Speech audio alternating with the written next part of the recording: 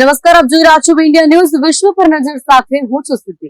બ્રાઝિલના Rio de જાનેરિયોમાં આયોજિત 17મી BRICS સમિટમાં ભાગ લીધા બાદ વડાપ્રધાન નરેન્દ્ર મોદી બ્રાઝિલની રાજધાની બ્રાઝિલિયા પહોંચ્યા. વડાપ્રધાન મોદીનું ત્યાં ઉષ્માભર્યું સ્વાગત પણ કરવામાં આવ્યું.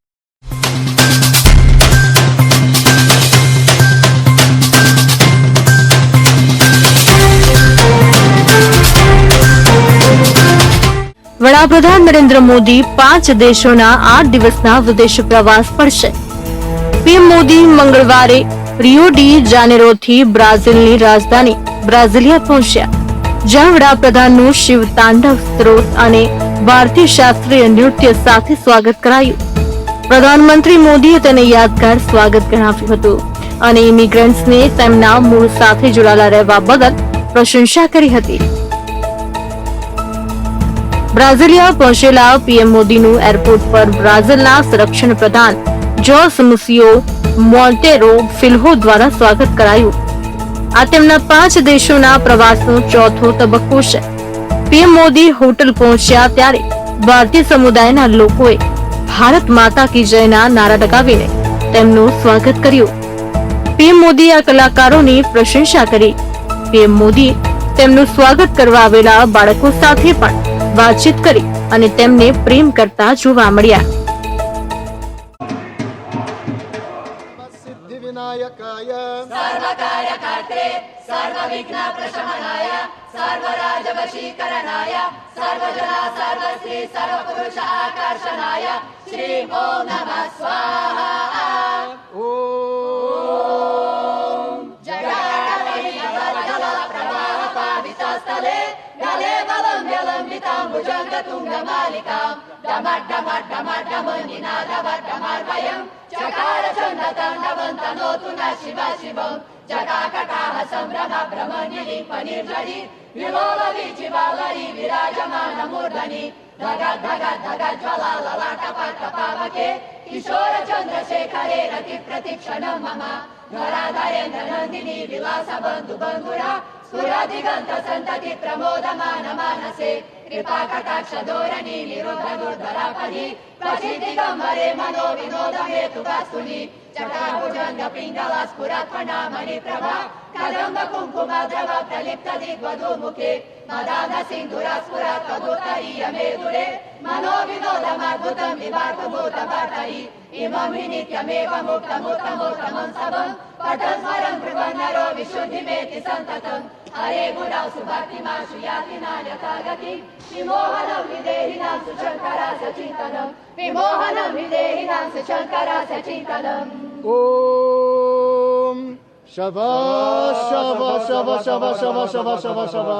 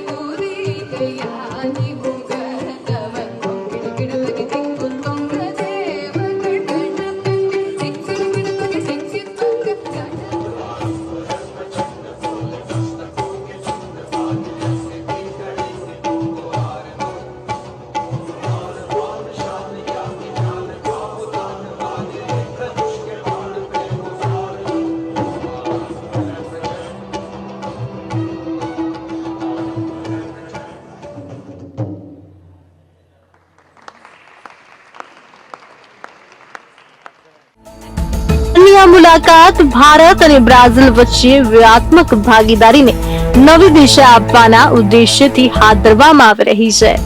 ભારત અને બ્રાઝિલ વચ્ચે બહુપક્ષીય સહયોગ વધુ ગાઢ બનવાની અપેક્ષા છે. બંને દેશો વચ્ચે વ્યૂહાત્મક ભાગીદારી 2006 થી ચાલી રહી છે, જેનો હવે વિસ્તાર કરવામાં આવી રહ્યો છે. બ્યુરો રિપોર્ટ, બી ઇન્ડિયા ન્યૂઝ.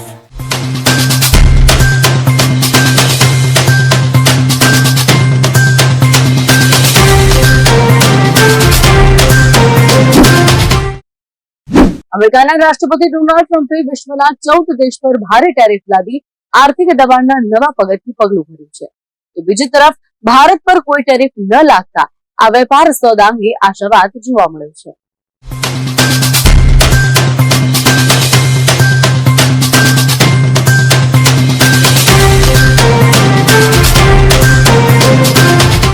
ઇઝરાયેલી વડાપ્રધાન બેન્જામિન નેતન્યાહુ હાલમાં અમેરિકાના પ્રવાસે છે. યુએસ પ્રમુખ ટ્રમ્પ અને નેતન્યાહુએ વ્હાઇટ હાઉસમાં ડિનર કર્યું હતું. આ દરમિયાન ઇઝરાયેલના વડાપ્રધાન બેન્જામિન નેતન્યાહુએ અમેરિકી રાષ્ટ્રપતિ ડોનાલ્ડ ટ્રમ્પને નોબેલ શાંતિ પુરસ્કાર માટે નામાંકિત કર્યા છે. In one region after the other. So I want to present to you, Mr. President, the letter I sent to the Nobel Prize Committee. It's nominating you for the Peace Prize, which is well deserved, and you should get it. Thank you very much. This I didn't know. Wow. Thank you very much. Thank you. Coming from you in particular, this is very meaningful. Thank you very much, baby. Thank you. Thank you for everything you're doing. Thank you. It's a great honor. રાષ્ટ્રપતિ ટ્રમ્પે ફરી દાવો કર્યો હતો કે તેમના વહીવટી તંત્રે ભારત અને પાકિસ્તાન વચ્ચે મોટા યુદ્ધને અટકાવ્યું છે. આ સાથે તેમણે કોસોવો, સર્બિયા અને રવાન્ડા, કોંગો વચ્ચેના સંઘર્ષોને અટકાવવાનો દાવો કર્યો હતો. Well, I hope so. Look, we did a job with India and Pakistan and Serbia, Kosovo, and Rwanda and the Congo, and this was all over the last 3 weeks or so, Marco, right? We did, and others that were ready to fight, and we stopped a lot of fights. I think a very big one, frankly, a very, very big one was India and Pakistan, and we stopped that over trade. We're dealing with India and we're dealing with Pakistan, and we say we're not going to be dealing with you at all if you're going to fight. And they were maybe at a nuclear stage. They're both, nuclear powers. And I think stopping that was very important. We're trying to help out with a Biden-created monster, this whole thing that's happening with Russia and Ukraine. It's a horrible thing, and I'm not happy with President Putin at all. But this is something that would have never happened if I were president. This was a war that was never going to happen. Go ahead, bro. Trump અને નેતન્યાહુની ત્રીજી મુલાકાત છે. બંને નેતાઓની એવા સમય મુલાકાત થઈ જ્યારે ઇઝરાયેલી અધિકારીઓ હમાસ સાથે યુદ્ધ વિરામ અંગે ચર્ચા કરી રહ્યા છે. આ વાટાઘાટોમાં અમેરિકા પણ મધ્યસ્થી છે. આ કરાર અંગે વાતચીતનો પ્રથમ રાઉન્ડ પૂર્ણ થઈ ગયો છે. બ્યુરો રિપોર્ટ, બી ઇન્ડિયા ન્યૂઝ.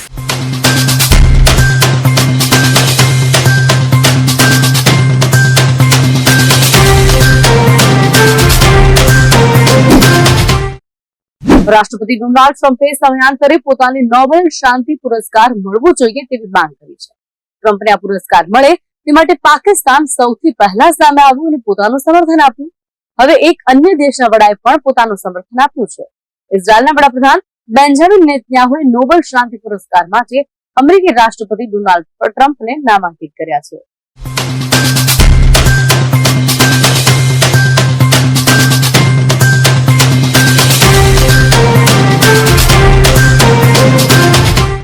અમેરિકાના રાષ્ટ્રપતિ ડોનાલ્ડ ટ્રમ્પે સોમવારે જાહેરાત કરી હતી કે તેઓ વૈશ્વિક ટેરિફ વધારવાની છેલ્લી તારીખ 9 જુલાઈથી લંબાવીને 1 ઓગસ્ટ કરી રહ્યા છે. આ સાથે તેમણે બાંગ્લાદેશ અને જાપાન સહિત 14 દેશ પર ટેરિફ વધારવાની પણ જાહેરાત કરી છે. ટ્રમ્પ વહીવટી તંત્રએ સોમવારે તમામ અસરગ્રસ્ત દેશોને ઔપચારિક રીતે પત્ર મોકલીને આ નિર્ણયની જાણ કરી હતી. આ નિર્ણય હેઠળ કેટલાક દેશો પર 25% દરે કર લાદવામાં આવ્યો છે, જ્યારે કેટલાક પર 30% થી 40% સુધીની ભારે ડ્યુટી વસૂલવામાં આવશે. મ્યાનમાર અને લાઓસ પર સૌથી વધુ 40% ટેરિફ. થાઇલેન્ડ અને કંબોડિયા પર 36% ટેરિફ. બાંગ્લાદેશ અને સર્બિયા પર 35% ટેરિફ. ઇન્ડોનેશિયા પર 32% ટેરિફ.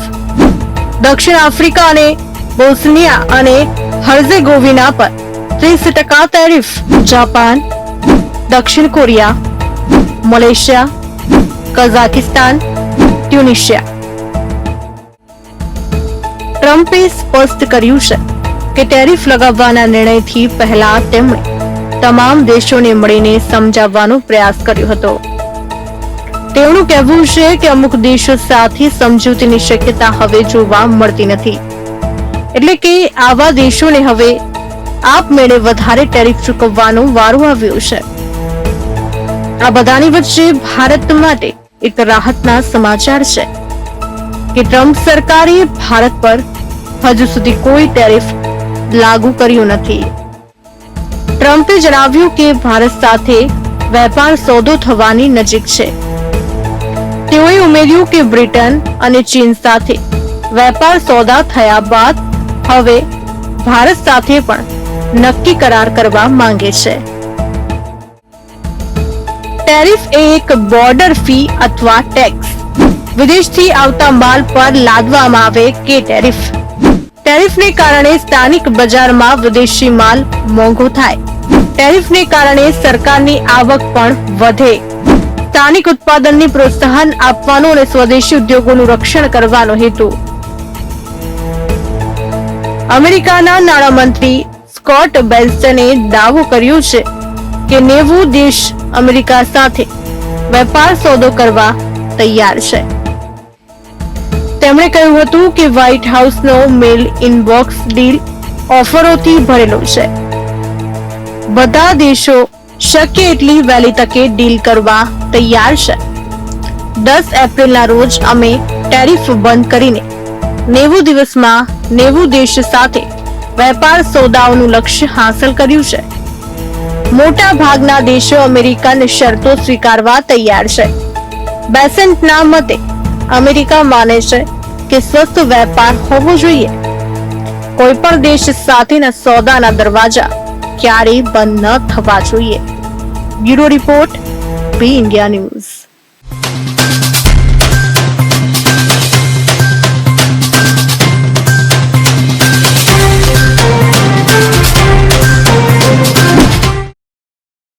વિશ્વ પર નજરમાં આગળ વાત કરીએ તો રશિયા અને યુક્રેન વચ્ચે યુદ્ધ યથાવત છે, ત્યારે અમેરિકા યુક્રેનને શસ્ત્રો આપશે, જેમાં સંરક્ષણ મિસાઇલોનો પણ સમાવેશ થાય છે.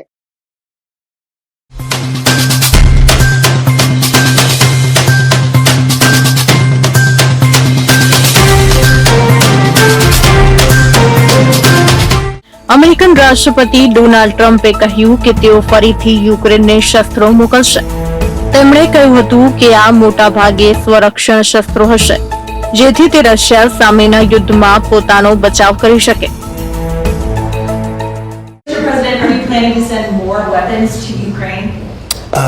We're going to send some more weapons. We have to. They have to be able to defend themselves. They're getting hit very hard now. They're getting hit very hard. We're going to have to send more weapons. Yeah, defensive weapons primarily, but they're getting hit very, very hard. And I'm not happy with President Putin at all. But this is something that would have never happened if I were president. Russia અને Ukraine વચ્ચે 24 ફેબ્રુઆરી 2022 થી યુદ્ધ ચાલી રહ્યું છે. યુક્રેનને લશ્કરી સહાય પૂરી પાડનાર અમેરિકા એકમાત્ર સૌથી મોટો દેશ છે. યુદ્ધ શરૂ થયું ત્યારથી અમેરિકાએ યુક્રેનને હવાઈ સંરક્ષણ પ્રણાલી, drone, rocket launcher, radar tank અને ઘણા એન્ટી રડાર શસ્ત્રો પૂરા પાડ્યા છે.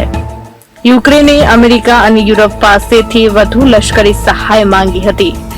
બ્યુરો રિપોર્ટ, બી ઇન્ડિયા ન્યૂઝ.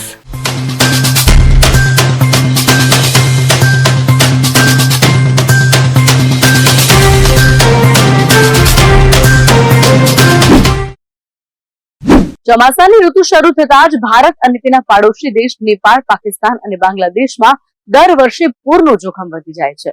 તો આ તરફ દેશના ઘણા વિસ્તારો તેનાથી પ્રભાવિત થાય છે, જેમાં ઘણા લોકો પોતાનો જીવ પણ ગુમાવે છે. આ દરમિયાન નેપાળમાં પૂરે તબાહી મચાવી છે.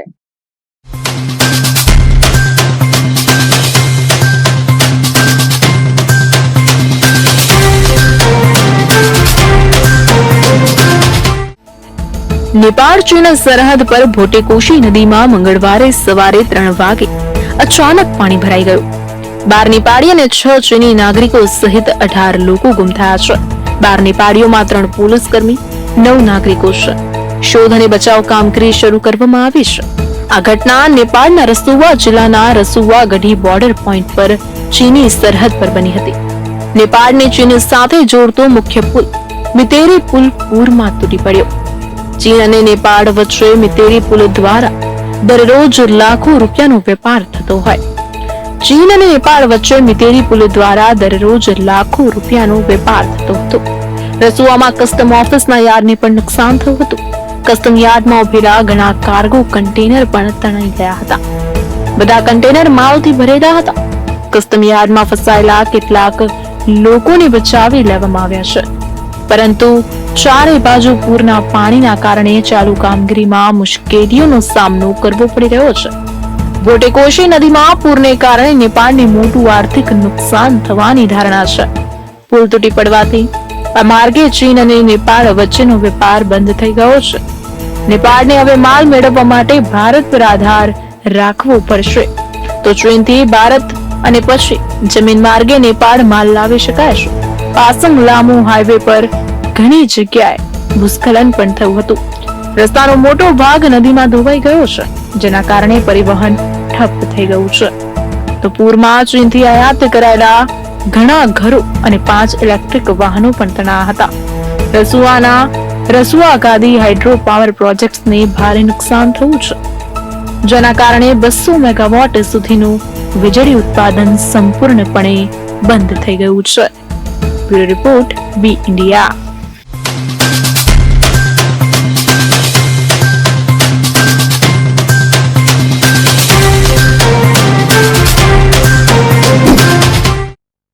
વિશ્વ પર નજરમાં અત્યારે બસ આટલું જ. આપ જોતા રહો બી ઇન્ડિયા ન્યૂઝ. નમસ્કાર.